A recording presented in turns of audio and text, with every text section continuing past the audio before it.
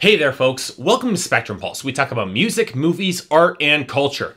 And today we're going to be talking about the debut album from Jennifer Nettles, titled That Girl. So okay, let's go back to 2010, specifically on the mainstream charts. Now, the club boom is in full force, and Kesha's TikTok will top the Billboard Hot 100 year-end chart. And even though Need You Now by Lady Antebellum will be a close second, it's going to be one of the few country songs that managed to run the gauntlet and chart it all this year. Say what you will about 2013's confused, often boring year-end chart, it at least had variety, which isn't exactly something you could say about 2010. And country barely notched anything on that year-end chart at all. And the ones that did were courtesy of pop adult alternative crossover success in the vein of Taylor Swift, Lady Antebellum, and the band Perry. But nestled near the bottom of that chart was a fluke hit single from the country duo Sugarland titled Stuck Like Glue, which along with Orianthi's According to You and Sarah Bareilles' King of Anything, stood out on the chart as being decidedly different. Now, I have to admit, Stuck Like Glue wasn't exactly better than either of those songs, but it was definitely unique, half characterized by instrumentation that balanced quirk and accessibility, and half by lead singer Jennifer Nettles' distinctly memorable voice. It's a bit hard to characterize that voice. She sounds a bit like a country version of Shakira singing with gum in her mouth on that particular track, and though it was pleasant and quirky and enjoyable, it was peculiar enough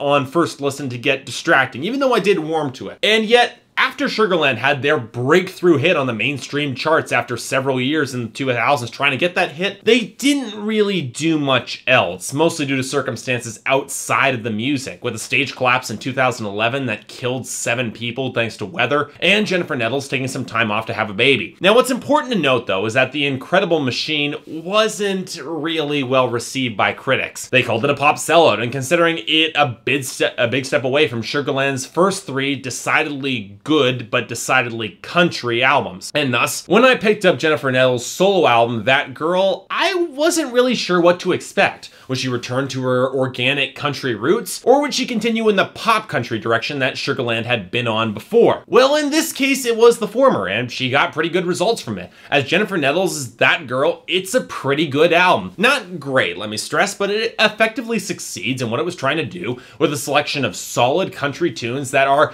very listenable and very few, if any, duds. However, the more times I've listened to it, the less I'm certain that it plays to her strengths as an artist, which makes me think that this album could have been a little bit better, possibly even great. So okay, let me explain, and let's start with Jennifer Nettles herself. As I've mentioned before, one of her most distinguishing factors is her voice, which you do warm up to after a while, having a lot of unique personality and flavor, and it helps that she's got a ton of natural charisma to support this album. But I would have to admit that her voice is a better fit for upbeat exuberance, with a lot of quirky smiles and offbeat charm, and that's not quite the direction that Nettles chooses to go, instead opting for slower, adult alternative inspired country that doesn't quite feel as comfortable for her. She does have emotional range in this category, let me stress this, and with songs like Me Without You prove that she's capable of those subtler moments to pull songs like that off, but they aren't precisely her strong suit. Now, part of this is linked to the instrumentation and production, which are both good. Let me stress this, but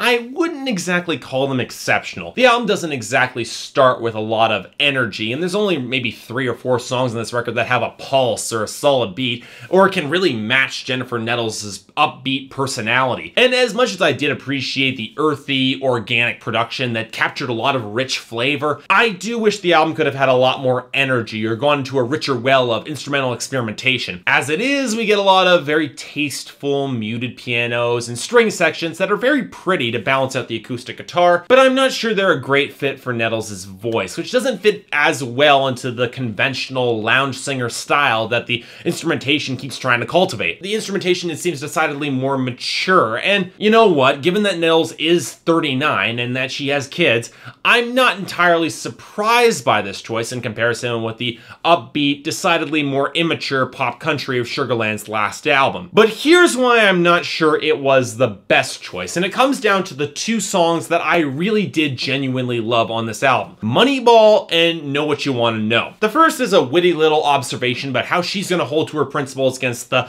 passage of time and the rise of modern technology, and there's a surprising amount of charm to the song that I really liked. And Know What You Want to Know is a pretty damn smart indictment of celebrity culture, both the celebrities who act out to get the smallest bit of attention and on the society who feeds into and enables that sort of behavior. Now, the interesting thing is that these songs still have the insight and maturity that Jennifer Nettles is trying to cultivate, but they also have that upbeat, quirky sense of fun that sounds so comfortable and natural coming from her. It's proof that if she wants to make smarter, more mature music in the vein of songwriters like Brandy Clark, she can do this, while doing it in her own way that's defiantly unique. That's also why I feel that the songs that she wrote in a quieter vein don't quite work as well. Now, they still work, mind you. Jennifer Nettles is a good songwriter, and she's a good enough performer to pull these songs off, but she never quite elevates that material into anything that's really special. Now, the one big exception is Me Without You, where Nettles is dealing with being on her own after a bad relationship breakup, and it's smart and nuanced enough to belly her emotional delivery. But I have to admit, the rest of the songs in this vein don't quite have that same weight or emotional heft. The issue is partially with Nettles' delivery. She's just a better fit for that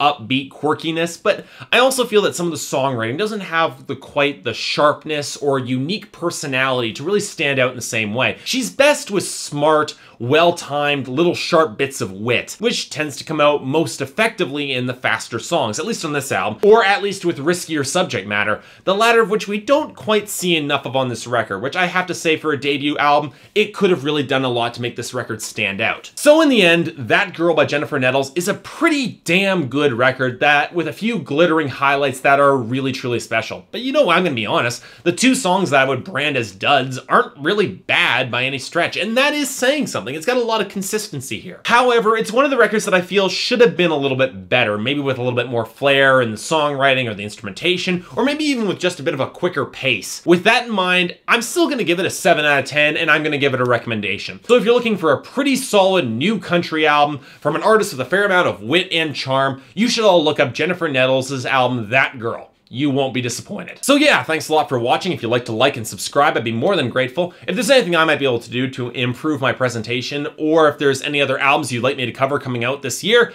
I'd be more than happy to give them a listen. So until then, see you next time.